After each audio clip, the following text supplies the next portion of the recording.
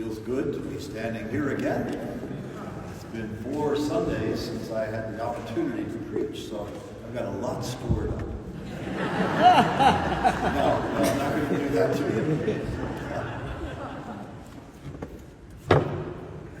you. Eucharistic revival is something we do every Sunday. It's not something that comes around when there's a Jubilee year. It's not filling the stadium with 45,000 people. Eucharistic revival, which is fine, but Eucharistic revival has to be part of our every Sunday experience. And the experience of today's scriptures lead us into that very, very nicely. Lady Wisdom, in the book of Proverbs, is inviting people, particularly inviting young people from all over the city to come into her banquet, where she is the symbols of rich food and great wine that she's mixed. She wants them to come and partake of this, not so that they just have good food, but that they find wisdom, they find understanding. Young people, she's inviting in to say, forsake foolishness, just living on the surface. I invite you to live more deeply and to understand more the meaning and purpose of your life. That's what's symbolized in Lady Wisdom, inviting these people into her home so that they can deepen their lives. St. Paul, in his letter to the Ephesians, picks up on the theme of wine when he says, don't get drunk on wine. It's a little different approach to wine.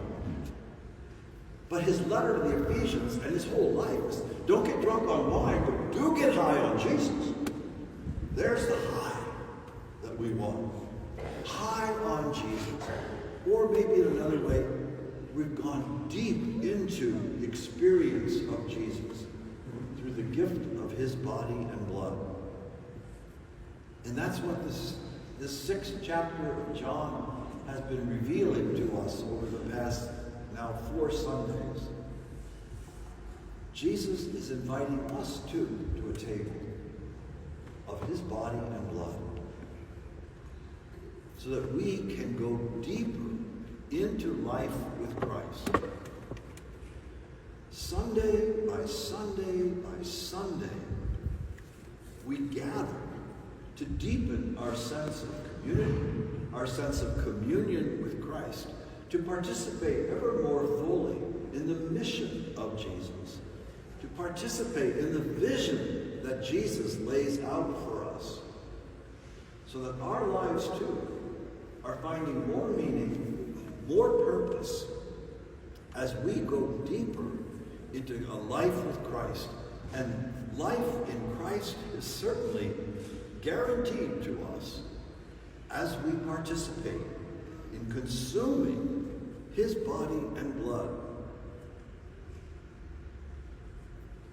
You have to suspend the world of the logical mind and scientific proof.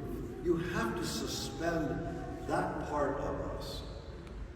We have to enter into the world of mystery, far beyond what logic, what our eyes tell us. In receiving communion, we have to go beyond what we taste, the substance, the texture. It's not going to be there. It's only going to be in mystery. We can't describe it. We can't figure it out.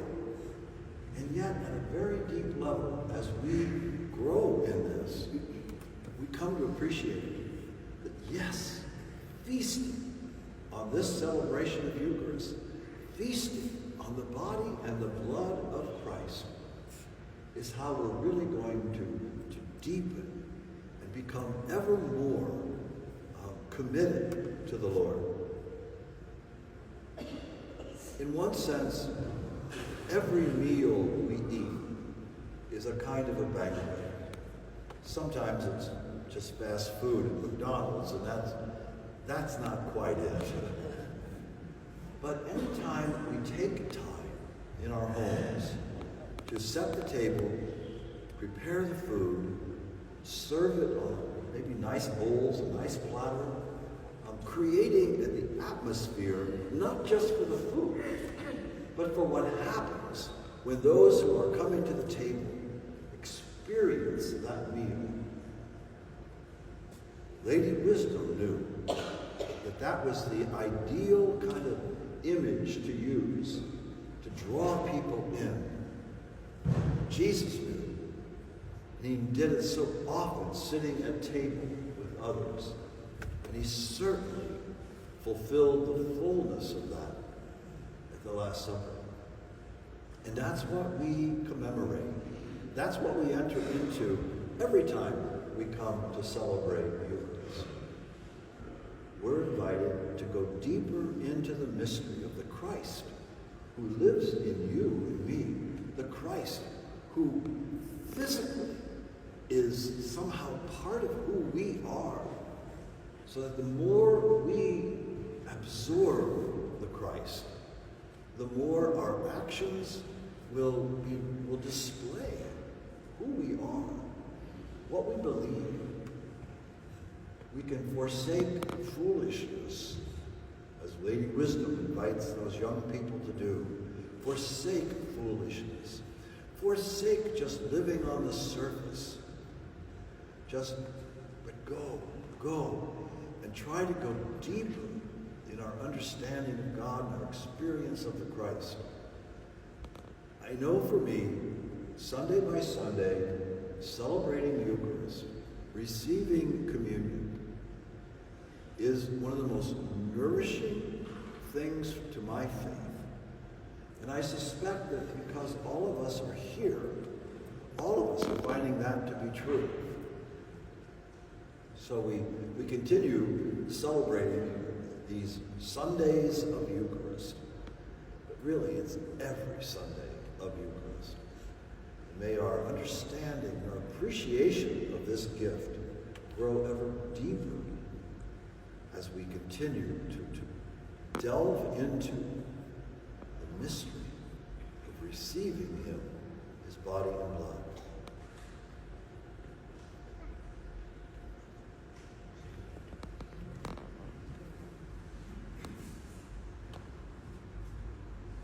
So we